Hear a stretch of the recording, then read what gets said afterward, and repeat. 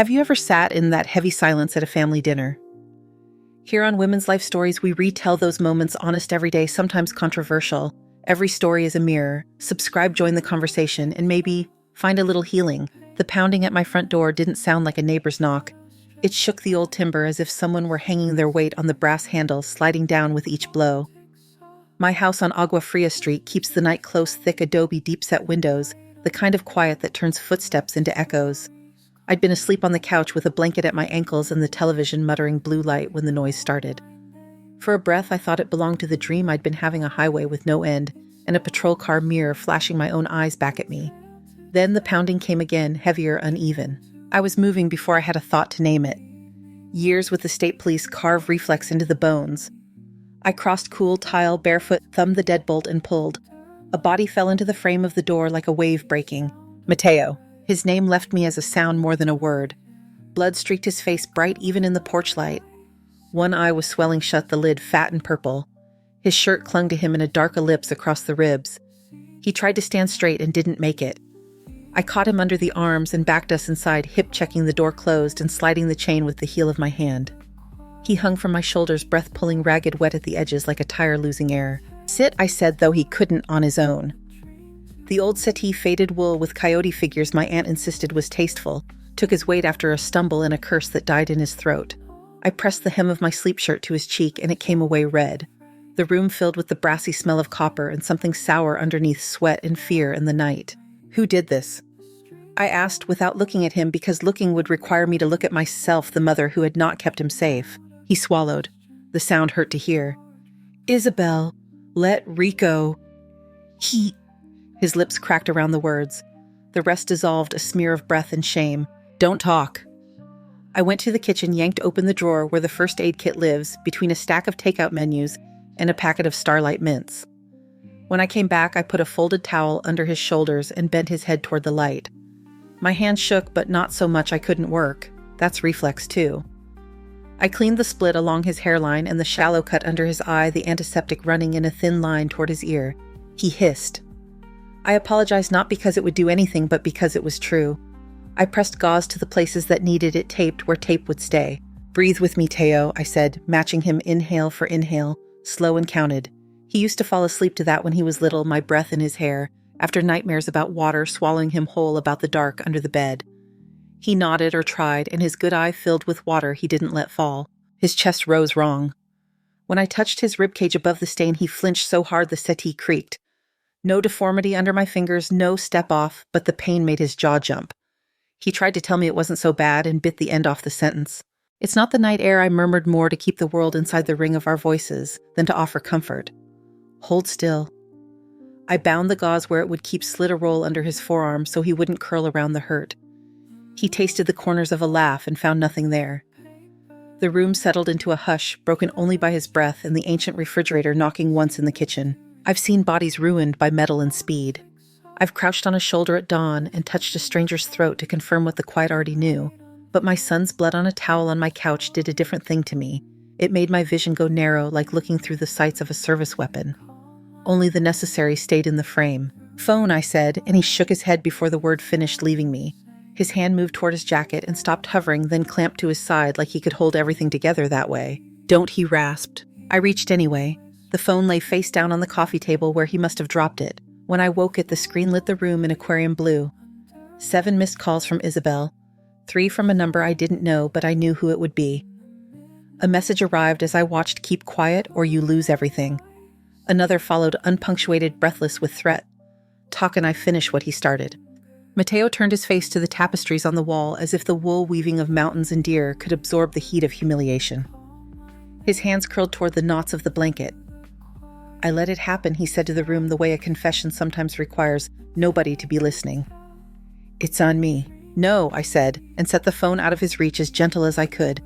"That weight isn't yours." I had spent years pointing cameras at strangers' wreckage, drawing chalk through gravel, circling bruises with words. Bruises fade. Paper talks. "Rosa," he said, and it broke and did not put itself back. I shot the threatening messages to my secure folder without ceremony. My thumb knew the path by muscle memory, laid down from other lives reports. Photographs of tire tracks, statements taken in the bleary hours after. The phone vibrated again and I powered it down. The sudden dark made the room feel more honest. "Look at me." He did. "You're here," I said, because that was the only sentence that mattered just now. He drew a breath that shuddered at the edges and let it out. When his eyes closed, it wasn't the collapse from the porch. It was a body choosing rest for a moment because the room for the span of a candle's wick felt held. I sat next to him and let my mind tilt backward. Not toward the evening, toward the years. You don't notice how time stacks until you feel it lean. There were double shifts on 84-285 in winter when the wind made sand into a moving fog.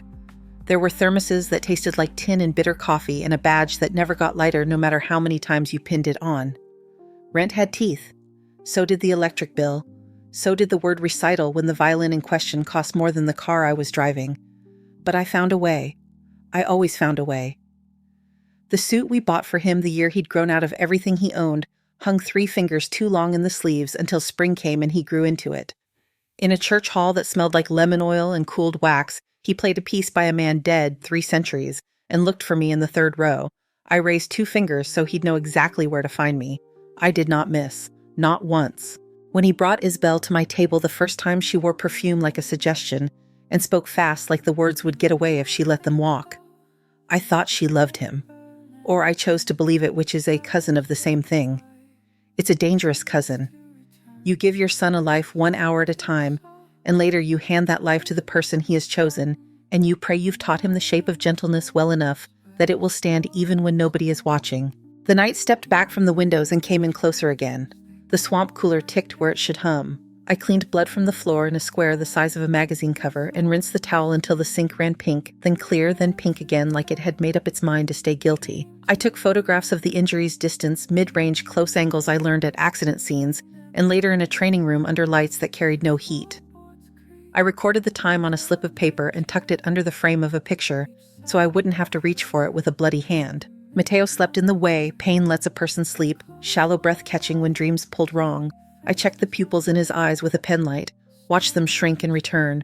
I moved my fingers along his scalp for swelling and found a ridge I didn't like, but not the kind you can mistake. I weighed the scale on the counter and took out 2 tablets and set them aside. He woke enough to swallow and did it, then slid back down to the place where a body forgets itself. The house has always been small. Tonight it felt still smaller, as if the walls had taken 2 steps inward. My father built these rooms with friends who paid each other in sweat and borrowed tools. There's a nail above the front window where he hung a string of tinned fish for good luck that spins every time the door opens. It spun now slow because of the air. I was moving a small silver circle, catching what light there was. I breathed. The room answered. I thought about calling Araceli down the block to ask her to sit with us, but phones make circles out of pain, and I did not want this to be a circle. I wrote down names instead. Names have edges. I drew a square around 2 of them and went to the bedroom and came back with a folder. Not a binder yet, just manila ink already the color of an old bruise in the hall light. I slid the printed screenshots from the phone into the pocket with a copy of the photographs. On the cover, I wrote nothing. Not yet. The refrigerator knocked again. A car passed on the street and made the window frame hum just barely.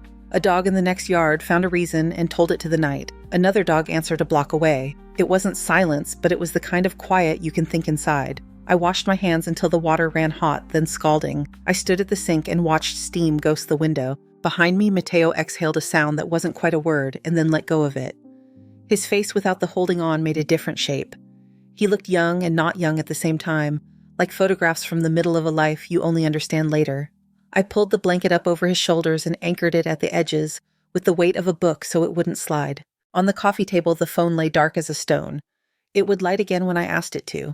It would remember what had been said to it and to whom. I placed it beside the folder, and the camera I'd set there lined up at the table's edge in a row only I would read meaning into.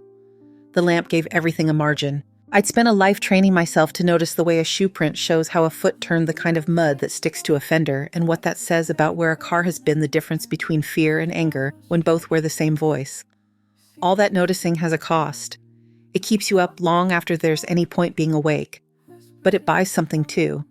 It buys a steadiness you can fold around another person when their own has gone missing. My son slept. The room held. The folder waited. I sat with my back against the arm of the settee and let the quiet calibrate around us, measuring and remeasuring like the level my father used to slide against new brick. I could feel the house learning the shape of this night. A distant train put its low horn out across the dark. The sound came through the walls thin as thread and then gone. The air cooled toward morning. I got up, checked the chain at the door, and rolled a towel to set along the bottom of the jamb where the wind slips through when it gets ambitious. On the table, the row of objects kept their order phone camera folder. I didn't touch them. I didn't need to. Their existence was the point. When the floorboards stopped talking and the refrigerator finally found its hum, I sat again and watched Mateo's breathing even out to something almost ordinary. The night had drawn us into its tightest circle and for now kept us there.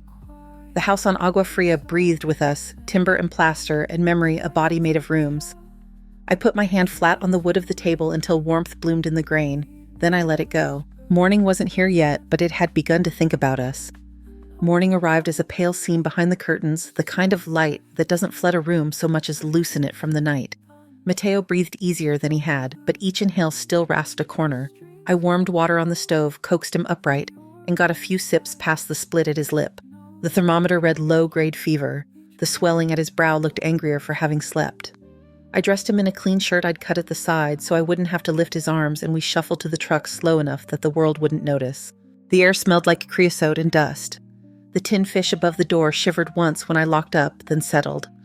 Mateo eased into the passenger seat with a noise he couldn't stop. I slid a folded blanket behind his back and buckled him in. The truck coughed to life old and faithful, and we coasted down Agua Fria toward St. Vincent, the hood ornament catching a faint stripe of sun. I drove with 2 fingers at 12 o'clock and the rest of my hand flat on the wheel the way I do when I'm listening to a road. The hospital's emergency entrance wears its light like a declaration. Automatic doors parted and the air changed to antiseptic and machine hum. A nurse at triage took one look at the color bleeding across Mateo's ribcage through the slit I'd cut and waved us forward. Name, she asked, and I gave both. They put him in a bay behind a curtain, and the world shrank to a square of linoleum and a rolling blood pressure monitor that beeped like it had a date to keep. Dr. Celia Duarte came in with the economy of someone who's been awake too long and still has miles to go. She and I had taken turns at midnight wrecks on 84-2 to 85, passing each other on shoulders where gas fumes hung low. Her hair was up in a knot that had stopped pretending to be neat. She glanced once at my face, once at Mateo, and the angle of her jaw set. "What happened?" she asked him. "I tripped," he said, because habit is a hard thing to kill. Celia didn't look away. "We're on the porch." It didn't even sound plausible to him. She set a palm just above the worst of the bruising and pressed not hard but precise. He hissed. Again she asked and pressed a different place. The pain ducked his voice into a smaller place inside him. She nodded once. "We'll image. And I want labs." While the nurse set an IV and drew vials, I stood near Mateo's shoulder where he could find the outline of me without having to scan the room. Celia cleaned the cut at his brow with deft movements, not asking permission because this isn't the kind of consent a person should have to grant when blood is already part of the conversation. "The notes will be detailed," she said. Without looking up, her voice turned so slightly toward me that anyone else might have missed it. "Every bruise, every fracture line, every word you told triage. Don't let anyone revise themselves after the fact." Mateo closed his eyes. The curtain whispered as a tech wheeled him to the radiology. I followed until the sign told me to stop. Waiting rooms train you in a particular kind of patience, the kind that doesn't try for distraction. The coffee from the machine tasted like chalk. The chair was bolted to a rail as if it might bolt in the other sense, if it had the choice. I watched a second hand make a case for itself. The films came up on a screen in a darkened room where Celia kept her voice low. "Hairline fractures," she said. 2. Deep tissue bruising along the lateral ribs. Contusions at different stages of healing. The words stacked. She handed me copies of the report, then handed me another set, without commentary. Our fingers touched and it felt absurdly like receiving a tool you'd been reaching for without knowing it. Back in the bay, Mateo tried again. "It's not a big deal," he said, then flinched at the sound of it. Celia cut bandage squares like she was measuring a room. "Save that story for someone who isn't here," she said evenly, and it landed where it needed to. Discharge instructions came with an elastic binder for his ribs, with warnings about breathing deep to fend off the kind of trouble bruised lungs like to invite. We walked slower to the truck than we had walking in. Mateo watched the ground as if it might tilt.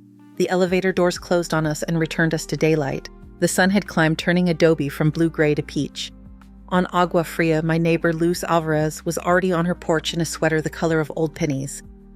She has been across from me for 2 decades, the kind of woman who keeps watch without calling it that.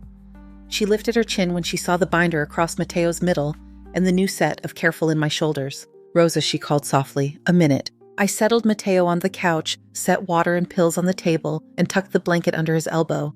5 minutes, I told him, not because I believed in them, but because a shape helps sometimes. He nodded with his eyes, the rest of him unwilling to move. Luce's kitchen smells like cloves and orange peel even when nothing is cooking.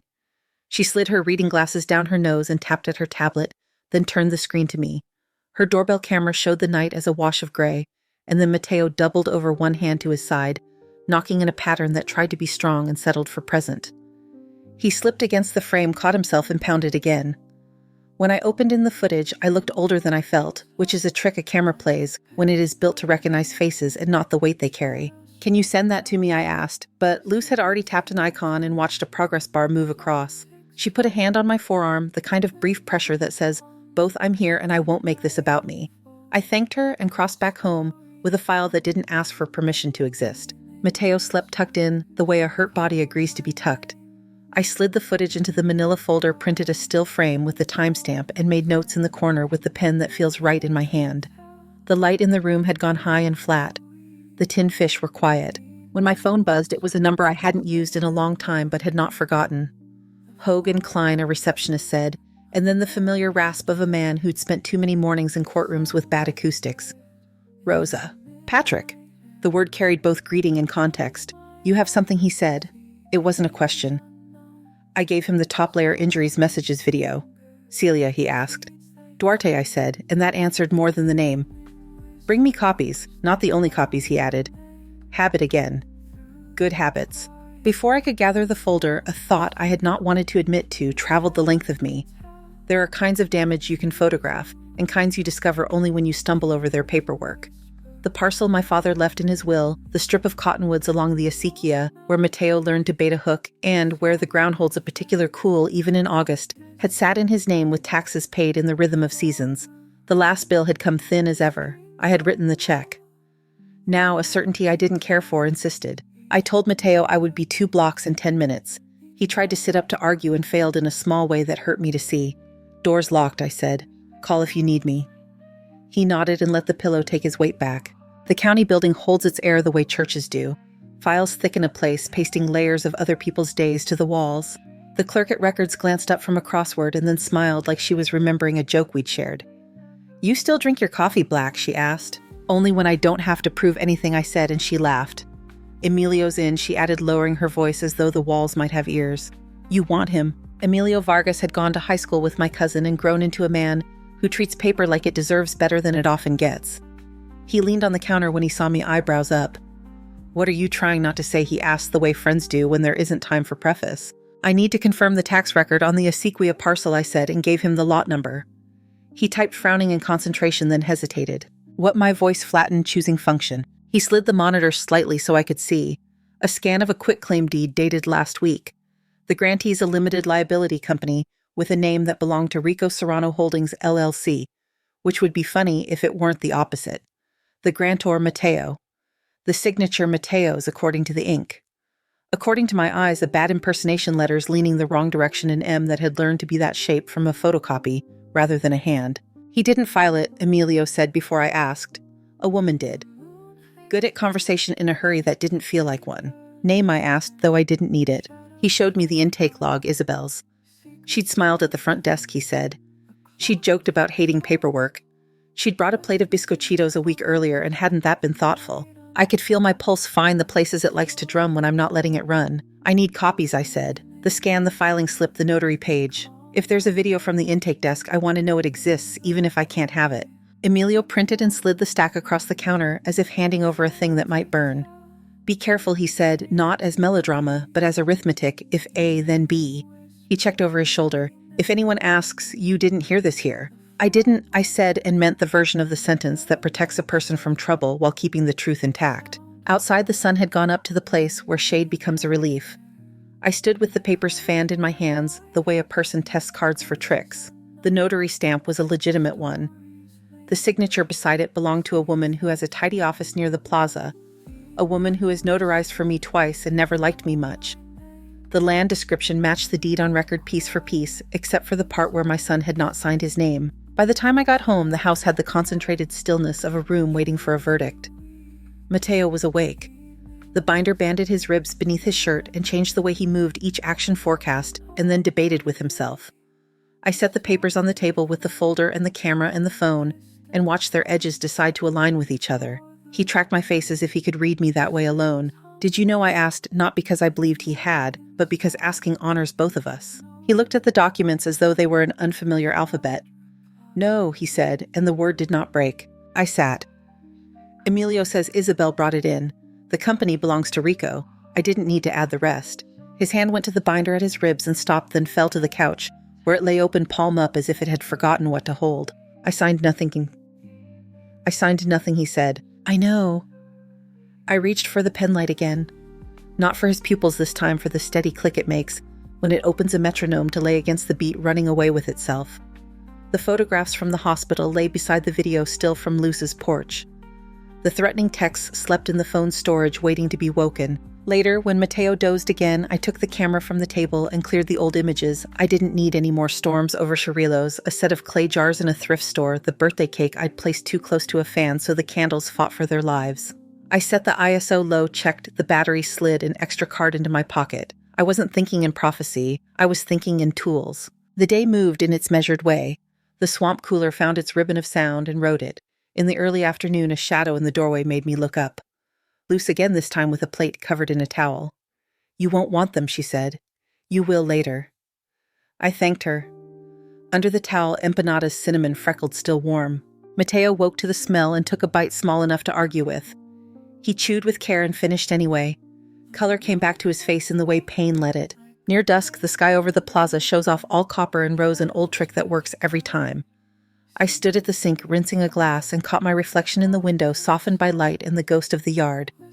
The phone on the table powered on only long enough to send an email, buzzed once, junk in the inbox, nothing that mattered. I set it back down and picked up the keys. "I'll be close," I told Mateo. "Fewer than 10 blocks. Luz will watch the window." He didn't ask where. He didn't need to. He closed his eyes and the muscle beneath his left cheek fluttered once, then stopped. I left the porch light on. In the truck, the radio gave me a station I used to know by heart. The DJ still told bad jokes between songs, proof that some parts of a place keep their rattle no matter who shakes them. I parked on Water Street, facing the wrong direction, an old habit that made me smile and then didn't. The El Dorado Hotel and Spa glowed with 1,000 small bulbs, like somebody had hung a constellation too low. People move differently in lobbies, shoulders fine, their better posture, voices edit themselves. I stood at the edge of a ficus in a pot the size of a baptismal font and watched streams of families and salesmen and couples slip past each other. When Isabel brushed through the revolving door, it was as if the glass had chosen her and the lights had agreed. She wore a dress the color of black coffee and heels that argued with the tile and won. Rico followed 2 steps behind, wide through the chest in a way that had once looked like confidence and now read like hunger dressed up. He touched the small of her back as if he had permission. She didn't shake him off. They didn't look around. They didn't need to. People convinced a room is theirs forget to notice the corners. They took the back table at the bar where the wall is mirrored and the bottles make a stained glass of amber. I stayed in the doorway long enough to satisfy the part of me that insists on seeing a thing with my own eyes before naming it. Then I moved to the hall that leads to the ballrooms and found a thin slice of reflection in a frame print that gave me an angle without giving me away. The camera kissed my palm like something alive warming to its work. I turned the flash off, though the thought of it made me laugh. Nothing about this required announcement. I took pictures the way you take a pulse, a check, a confirmation, a record. Her hand on his thigh, his mouth at her ear, the way they leaned in so fully the space between them looked like a broken promise. He stood to pull her chair back, and she stood into him, a choreography learned somewhere nobody wrote down. They left through the side door that opens toward the parking structure. I cut through a service corridor that smells like stains older than I am, and reached the street in time to see them cross toward a silver truck with a dent at the rear quarter panel. I framed the license plate in the rectangle and breathed steady and clicked again until even my care had a witness. When the elevator doors and the structure closed on them, the light outside shifted toward lavender.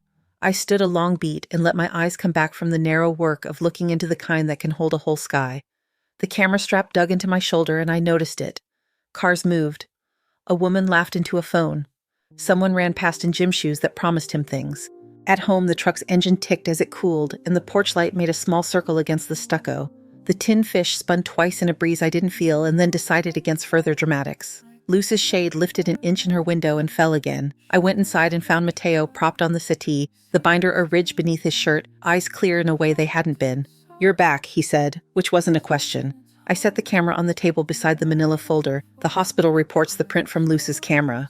The room understood the company it was keeping and made space for one more piece on the table that had been mine long enough to remember my father's elbows when he'd sat there counting bills against paydays. I downloaded the photographs and named the folder in a way that would mean nothing to anyone else and everything to me. The screen filled with the evidence of what a person sees when they stop pretending not to. I printed 2 on cheap paper and slid them into plastic sleeves so the ink wouldn't lift. The clock over the stove clicked once as it found a new minute to inhabit. The air changed a barely there shift, as if the house had decided it would take care and put the decision where it would hold. By late morning, the neighborhood had opinions. AGUA FRÍA holds news the way Adobe holds heat, slow to take, slower to let go. Luz texted that she'd heard our last name at Mercado Sanchez in a voice meant to be soft but sharpened by curiosity.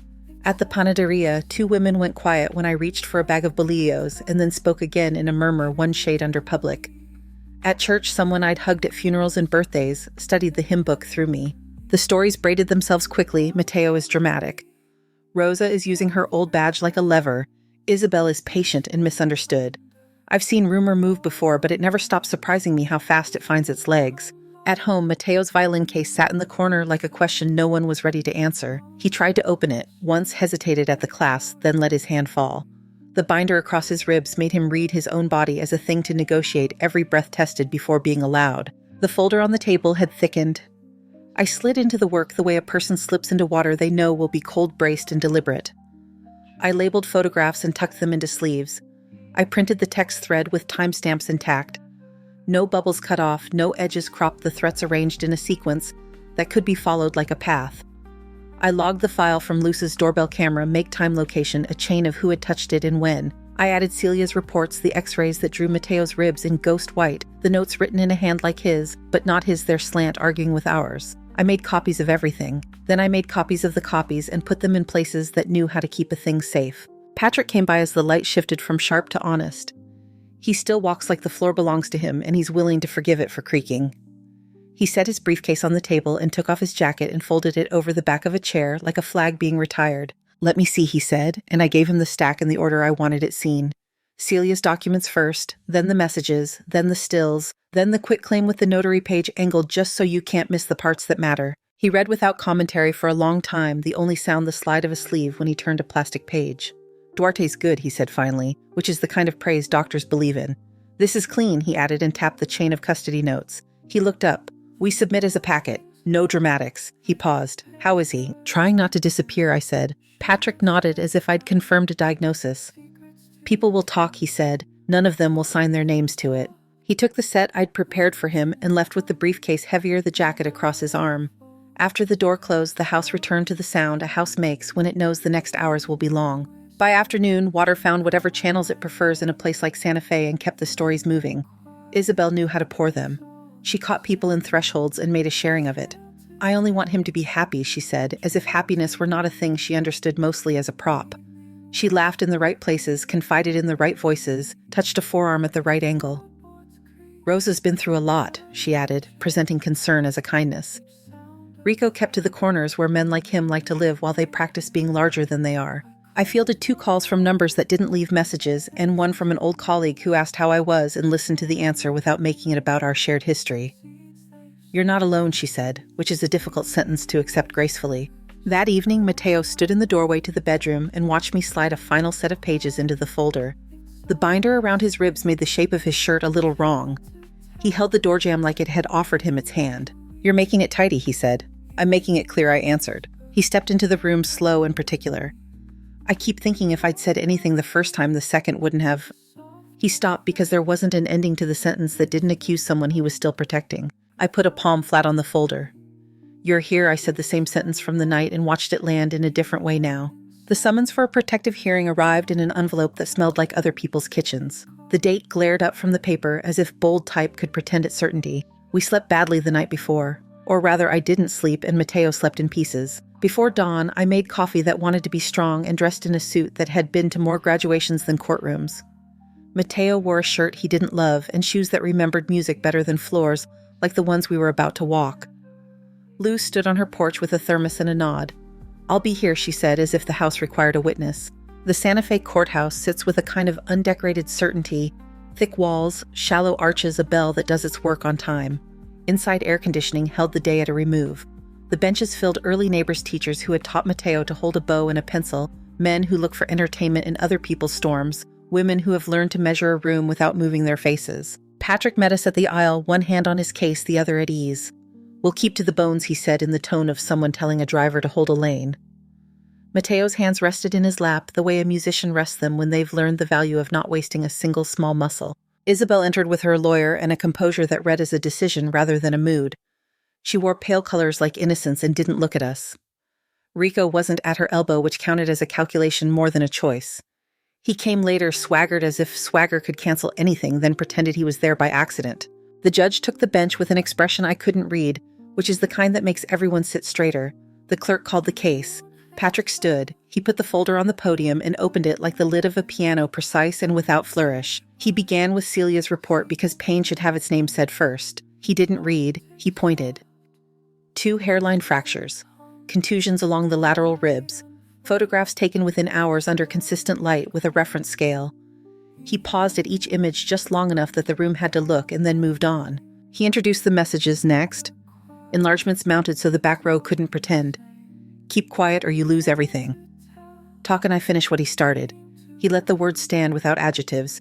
The phrases examined themselves. Then the still from Luce's camera time-stamped the grain of the night laying against Mateo's body like a thin frost. The video followed a minute that felt larger than the numbers promised. The sound of knocking carries differently through speakers. In the room, a woman in the second row closed her eyes to listen. In the back, a man cleared his throat and didn't again. Isabel's attorney rose with the air of someone who's discovered a stagehand in the wings.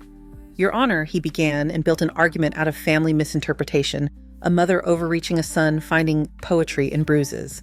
He smiled at the gallery, which is never the right direction for respect. He referenced my years behind a badge as if they were a character flaw. He suggested that I had access to systems I shouldn't. He suggested that a neighbor's camera can be persuaded. He suggested that bones are unreliable narrators. He used the word vendetta and polished it as he said it. Patrick did not engage the glow. He called Emilio to confirm the filing on the parcel, and Emilio, tie too tight, dignity unbent, explained the quitclaim and who brought it and when, how signatures are logged, what a notary certifies, and what a notary cannot possibly know. He kept his eyes on the judge, not on Isabel, not on me. He made paper into a thing that breathes. Then Patrick called RICO. The room tightened. RICO made a point of looking bored, a man inconvenienced by a formality beneath him. He took the oath with a shrug like the words wouldn't stick. Up close, his bravado showed its bruises, sweat pebbled the place, where his hairline starts to argue with time. His jaw worked the way it does when someone's practicing a story they don't believe. Patrick kept his voice quiet.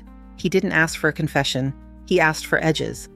"Mr. Serrano," he said, "do you know the company named Serrano Holdings, LLC? RICO smiled like the question had been written by an amateur. "It's my company. Did you last week present yourself to any county office to file a deed?" "No." "Do you recognize this signature?" Patrick held up the paper and stepped closer, not enough to crowd enough to make the page the only thing that needed looking at. RICO leaned, squinted, and the pause bought more than he meant it to. "Looks like his," he said, jerking his chin toward Mateo. "And this notary, do you know her?" "People know people," he said, a shrug that thinks it's an answer. Patrick changed angles, not tone. "Mr. Serrano, did you at any point place your hands on Mateo Vargas?" A little ripple went through the benches, a current that says the river has hit a rock. "I don't touch people who don't want to be touched," RICO said, and his lawyer shifted in his chair at the clumsiness of it. Patrick nodded as if acknowledging a remark in a lecture hall. "Mr. Serrano did Isabel tell you to make sure Mateo stayed quiet?" RICO opened his mouth, then shut it, the dryness of his lips betraying him. He glanced at Isabel the way a man glances at a door he thinks might lock. She kept her face composed and small. Something in him, debt, fear, a calculation that arrived at a new answer, tilted. His voice dropped half a register. "She said it'd be easier if he didn't. If he kept to himself. She said she'd handle the land. She said there'd be a piece in it for me. That's all I did." A stack of reactions rose like birds spooked from a wire. Isabel stood so fast her chair barked against the floor. "Liar," she said, and the word wasn't polished. It was raw. "You begged me. You begged for help." Her lawyer put a hand out. Palm down, an ineffective tide. "Sit," the judge said, but Isabel, calm, undone grace. Coach she'd pushed words into the room with both hands. "He's nothing without me," she snapped, and the sentence hung where it had no business hanging. Bailiffs moved with the kind of calm that comes from repetition. The gallery leaned forward and then back, a heartbeat trained by spectacle. Mateo's fingers found the seam in the upholstery beside him and held on. Patrick didn't turn around. He let the room decide whether to breathe. He let Rico hear his own words a second time, then a third, silent and inescapable. The clerk's pen scratched a note. A camera shutter clicked in the hall where it shouldn't have. The judge raised a hand and the noise flattened under it. I felt Mateo's shoulder settle a breath. My hand was already there, steady where his tremor began, and then steady too. The stack of papers on the podium waited corner square, the ink drying, where truth had been written in the only way it knows how. The judge lowered his hand and the sound drained from the room the way water leaves a basin's swift, decisive absolute. He looked from the exhibit board to Isabel, then to Rico, then to Mateo, as if measuring weight rather than faces. "Counsel," he said to Patrick, "the packet is admitted in full." He turned to the clerk. "Note the text exhibits medical reports and video as court's exhibits A through D."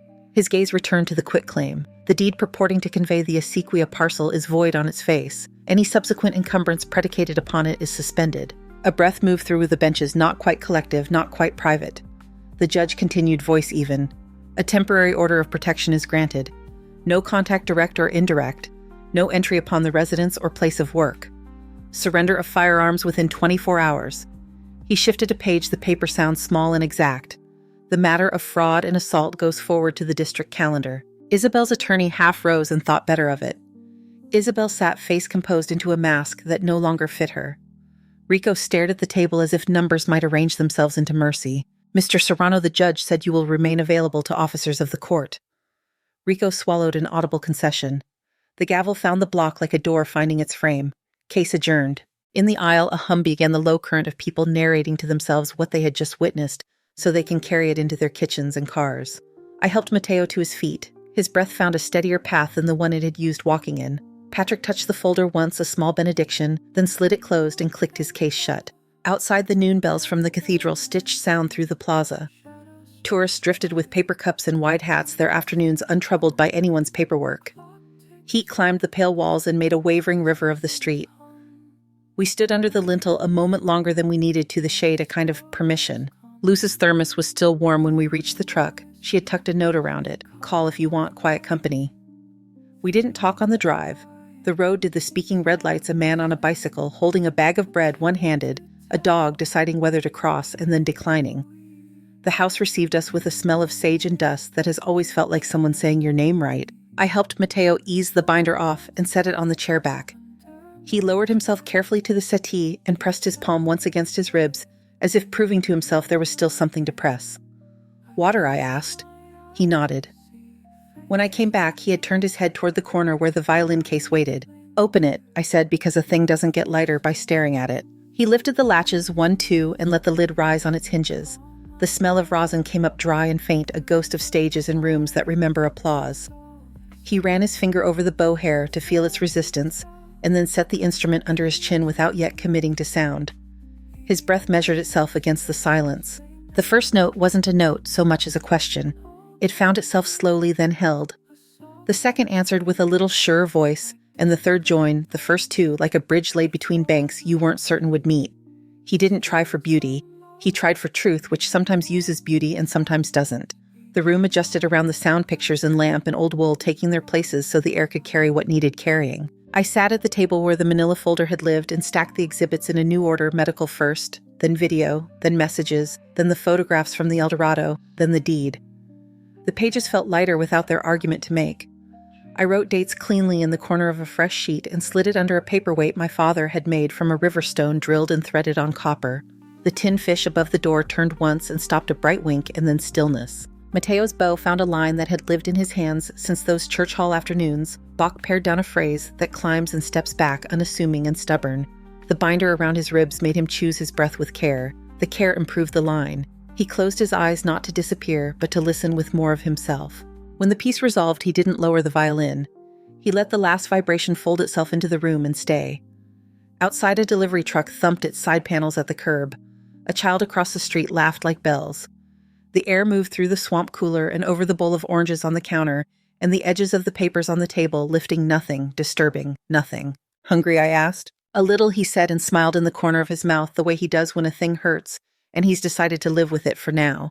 I warmed Luce's empanadas and set them on 2 plates. We ate standing, then sitting, then standing again when the kettle asked us to come back to ourselves. The shadows stretched toward the evening. I stepped onto the porch with a mug that had gone lukewarm and watched a ribbon of cloud throw a lavender bruise along the mountains.